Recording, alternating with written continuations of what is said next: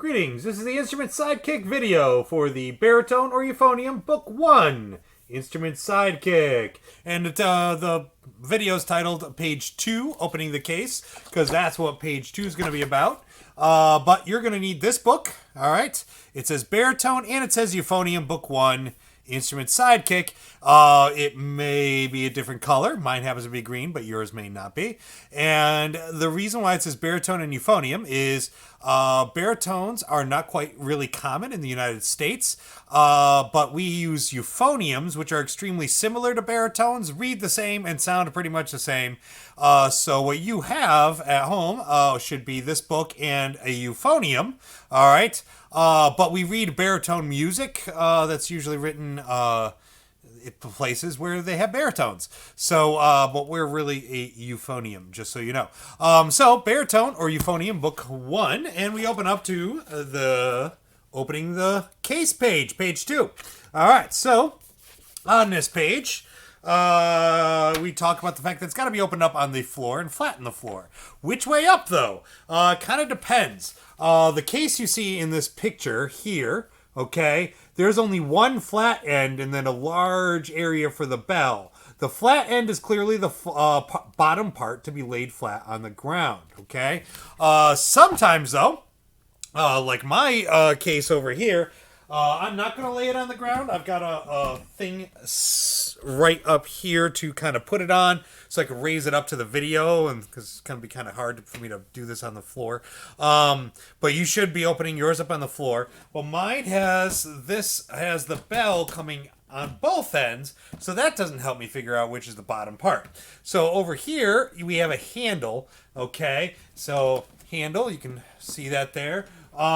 So when you're lying it flat in the ground, the handle is going to be underneath the lid line. Okay, the lid that lifts up will be above where the handle is. The handle's always connected to the bottom part.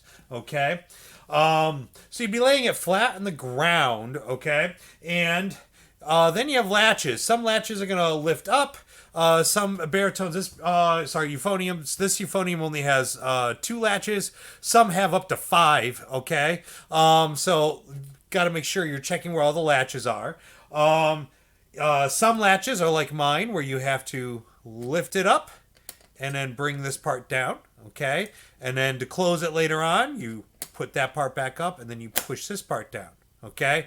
So I have to be lifting up for the latch to be, otherwise I'm upside down if I'm not lifting it up, okay? Some are latches which, you just kind of lift the latch up and, it's kind of like a little door and it just latches up, but it's always an upward movement and otherwise you are upside down, all right? Now, don't do this yet. Wait until we're done with the video. So what I'm about to do, I want you to always wait until after you're done watching whatever video.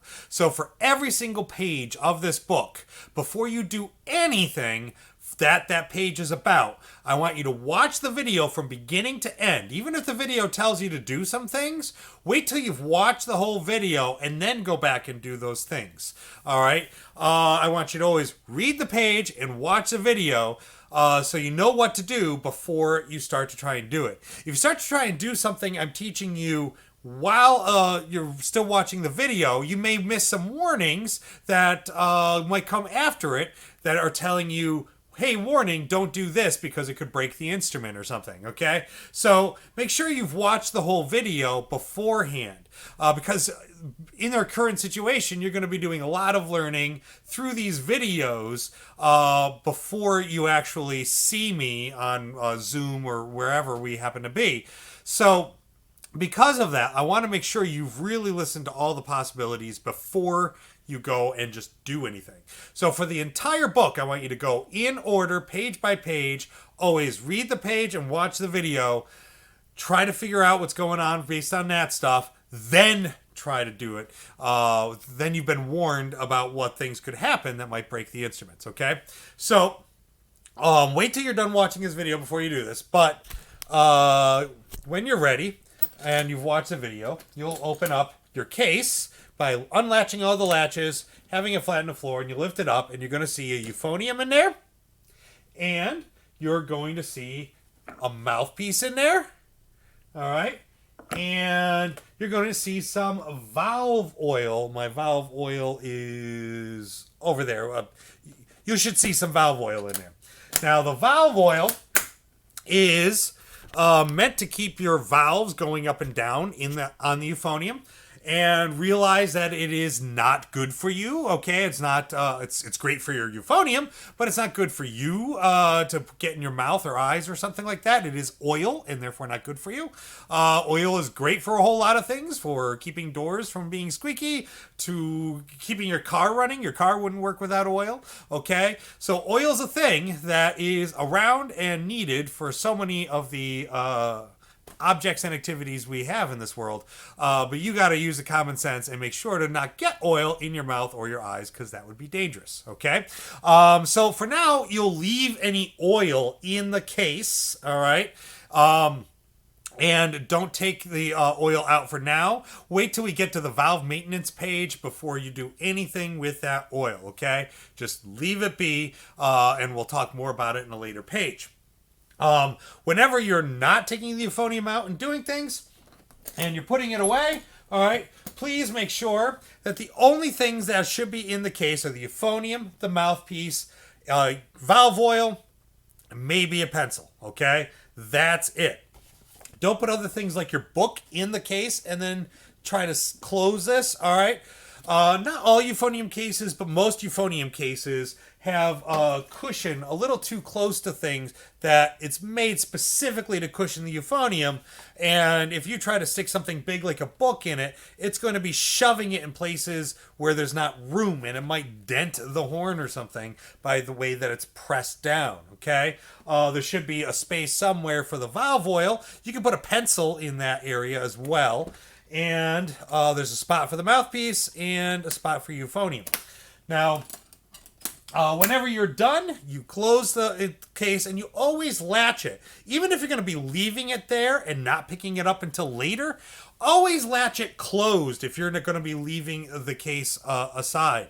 You never know when either you might come over and need to move it and you'll forget that you didn't latch it, or somebody else might decide to move it. Like, it happens a lot to me in school, where somebody will just close their case and go to class, and then either I or the custodian needs to move it to clean something or get it out of the way of something, and it gets dropped and dented because we assume that you should close and latch the case. Okay, so make sure it's always latched so we can just pick up the case and not worry about dropping and breaking anything. Okay, so that's part of the expected safety thing that you should do, is always, when you close it, latch all the latches closed. Okay, so that's opening the case.